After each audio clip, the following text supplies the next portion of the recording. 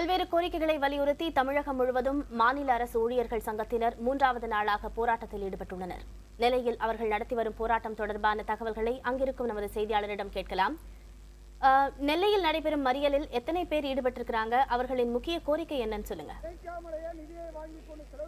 அதாவது 20 அம்ச கோரிக்கைகளை வலியுறுத்தி, அதாவது காலி பணியிடங்களை தமிழக அரசில் இருக்கக்கூடிய காலி பணியிடங்களை நிரப்பப்பட வேண்டும். அதே போல இவர்களுக்கான தொகுப்பூதியம் மதிப்பூதியம் முறைகளை உடனே தகர்க்க வேண்டும். அதே போல புதிய ஓய்வு திட்டத்தை ரத்து செய்ய வேண்டும் என்ற கோரிக்கைகளை உட்பட 20 அம்ச கோரிக்கைகளை வலியுறுத்தி இன்று 3வது நாளாக தமிழகம் முழுவதும் நடைபெறும் போராட்டம் நெல்லையில் மிகப்பெரிய அளவில் வலுத்து வருகிறது.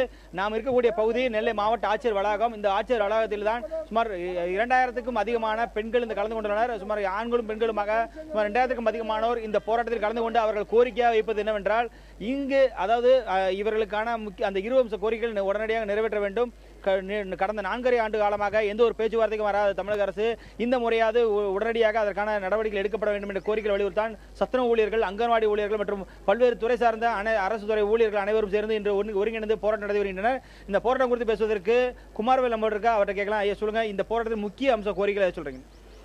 2011ஆம் ஆண்டு சட்டமன்ற தேர்தலின் போது இன்றைய முதலமைச்சர் அவர்கள் புதிய ஓய்வூதிய திட்டத்தை ரத்து செய்வேன் என்று வாக்குறுதி கொடுத்தார்கள். சத்துணவு அங்கன்வாடி ஊழியர்களுடைய ஊதியத்தை காலமுறை ஊதியமாக மாற்றுவேன் என்று சொன்னார்கள். அரசு ஊழியர்கள் பிரச்சனைகளை பேசி தீர்வு காண்பேன் என்று சொன்னார்கள். ஆக தேர்தல் கால வாக்குறுதியை நிறைவேற்ற வலியுறுத்தி 3வது நாளாக வேலை நிறுத்தம். நாகராஜ் இணைப்பிலே நம்ம தொடர்ந்து பேசலாம். தற்போது மதுரையில் ஹரி காத்திருக்கிறார், அவரோடு பேசலாம். ஹரி, இதே கோரிக்கைகளை வலியுறுத்தி அங்கேயும் அரசு ஊழியர்கள் ஆர்ப்பாட்டத்தில் ஈடுபட்டு வராங்க. அவங்க தரப்பு கோரிக்கைகள் என்னென்ன?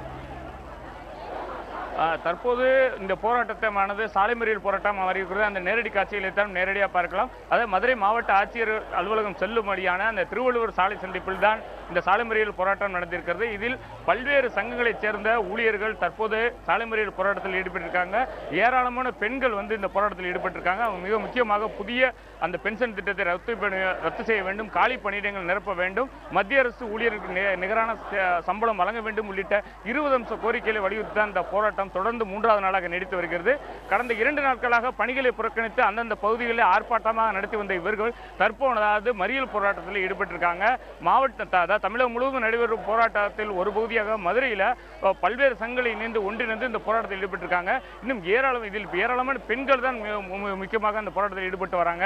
இந்த வீரர்களானது அந்த பழைய மாவட்ட ஆட்சியர் அலுவலகம் என்று சொல்லப்படுகிற ஊரக வளர்ச்சித்துறை அலுவலகம் முன்பாக இருந்து 1 மணி நேரமாக ஆர்ப்பாட்டம் நடத்தி வந்தார்கள். அவருடைய கோரிக்கைகளை வலியுறுத்தி பல்வேறு அந்த சங்கங்களின் சேர்ந்த தலைவர்கள் போராடி வந்த நிலையில் தற்போது அவர்கள் இந்த சாலை மறியல் போராட்டம் இந்த சாலை சந்திப்பில் ஈடுபட்டிருக்காங்க. மிக முக்கியமாக பார்த்தீங்கன்னா இந்த இடத்துல போக்குவரத்து மாற்றங்கள் செய்யப்பட்டிருக்கிறது. காவல்துறை உயரதிகாரிகள் கிட்டத்தட்ட ஒரு 300க்கும் மேற்பட்ட காவலர்கள் இந்த பாதுகாப்பு பணியில் ஈடுபட்டிருக்காங்க.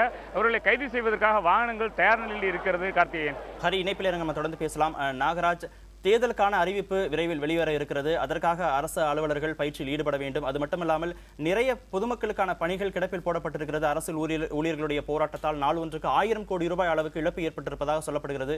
இந்த பொதுமக்களுடைய பாதிப்புகள் தொடர்பாக அரசு ஊழியர்கள் என்ன சொல்றாங்க? அது அவர்கள் கண்டிப்பாக கார்த்திகேயன் இது குறித்து அவர்களிடம் பேசலாம். அதாவது கடந்த 3 நாட்களாக தொடரும் போராட்ட காரணமாக நாள் ஒன்றுக்கு 1000 கோடி ரூபாய் வரைக்கும் இழப்பு ஏற்பட்டுள்ளது. அதுபோல தேர்தல் நெருங்கும் வேளையில் அதற்கான பல்வேறு பயிற்சிகள் உங்களுக்கு தேவைப்படும். ஆனால் அந்த பயிற்சிகளுக்கான கால அவகாசம் கூட இல்லை. அதே போல பொதுமக்கள் அன்றாட பிரச்சனைகளுக்காக வரக்கூடிய அந்த பிரச்சனைகளும் அவர்கள் எதிர்கொள்கிறார்கள். எனவே இந்த பிரச்சனைகளில் தாண்டி உங்கள் கோரிக்கைகள் எந்த அளவுக்கு சுமூகமாக எடுத்து வாய்ப்பு இருக்கிறது? இன்றைக்கு புதிய ஓய்வூதிய திட்டத்தை தொடர்வதன் மூலமாக தமிழக அரசாங்கத்திற்கு சுமார் 10,000 கோடி ரூபாய் நஷ்டம் ஏற்படுகிறது. எங்களுடைய கோரிக்கை என்பது ஊழியர்களுக்கு மட்டுமல்ல, அரசாங்கத்திற்கும் லாபமான கோரிக்கை, நியாயமான கோரிக்கை. ஆகவேதான் இந்த கோரிக்கைகளை வலியுறுத்தி இந்த போராட்டத்தை நடத்தி கொண்டிருக்கிறோம். இந்த தேசத்திற்கான கோரிக்கையாக பார்க்கிறோம் புதிய ஓய்வூதிய திட்டத்தை ரத்து செய்வது. அந்த அடிப்படையில் இந்த கோரிக்கைகள் நிறைவேற்றப்படவில்லை என்று சொன்னால், புதிய ஓய்வூதிய திட்டத்தை ரத்து செய்வது, சிறப்பு காலமுறை ஊதியத்தை ஒழிப்பது, ஊதிய குழு அமைப்பது என்ற கோரிக்கைகள் நிறைவேற்றப்படவில்லை என்று சொன்னால், பட்ஜெட் கூட்டத்தொடரின் போது கோட்டை முற்றுகை போராட்டத்தை நடத்துவதற்கு திட்டமிட்டிருக்கிறோம் என்பதை தெரிவித்துக் கொள்கிறோம். ஒட்டுமொத்தமாக அரசு ஊழியர்கள் இப்படி போராட்டத்தில் ஈடுபடும் பொழுது அரசு அலுவலகங்கள் அனைத்துமே முடங்கி போயிருக்கிறது. இது அடித்தட்டு மக்களுக்கும் அதாவது பாமர மக்களுக்கு மிகப்பெரிய அளவில் பாதிப்பு ஏற்படுத்தாது. அவர்களுக்கான தேவைகளை நிறைவேற்ற அங்கன்வாடிகளாகட்டும், அதே போல சத்துணவு ஊழியர்கள் பயன்படுத்தக்கூடிய அந்த குழந்தைகள் இருக்கக்கூடிய பள்ளிகளாகட்டும் பாதிப்படையாத? 2011ஆம் ஆண்டு முதல் தமிழக முதலமைச்சர் அவர்களையும் முதன்மை செயலாளர் அவர்களையும் சந்தித்து தொடர்ந்து மனு கொடுத்தோம். அரசாங்கம் தான் உதாசீனப்படுத்திக் கொண்டிருக்கிறது.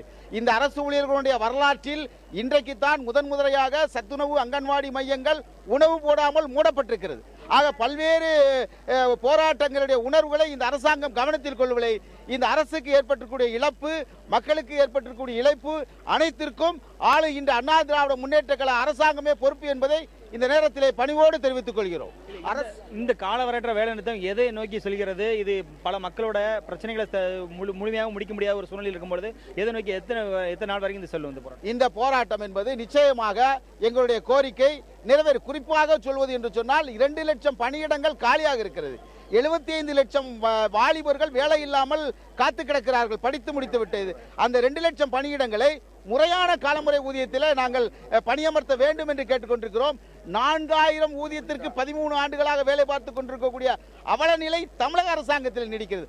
ஆகவே எங்களுடைய போராட்டம் பொதுமக்களுக்கான போராட்டமாக மாறும். கார்த்திகை, நீங்க கேட்டிருப்பீங்க, ஒட்டுமொத்தமாக தமிழகத்தில் இருக்கக்கூடிய வேலை வாய்ப்பற்ற இளைஞர்களுக்கு வேலை வாய்ப்பை வழங்க வேண்டும். அது மட்டுமில்லாது வெறும் தொகுப்பூதியம் மதிப்பூதியம் என்று 4000-3000 சம்பளங்களில் இன்று வாங்கி கொண்டிருக்கக்கூடிய தமிழக அரசு ஊழியர்கள் இருக்கிறார்கள். எனவே அவர்கள் நிலை மாற வேண்டும் என்பதை இவர்கள் முக்கிய கோரிக்கையாக இருக்கிறது. அதனை வலியுறுத்தி இருப்பதால் இது பொதுமக்களுக்கும் சார்ந்த ஒரு போராட்டமாகவே இவர்கள் தரப்பில் பார்க்கப்படுகிறது. கார்த்திகேயன்.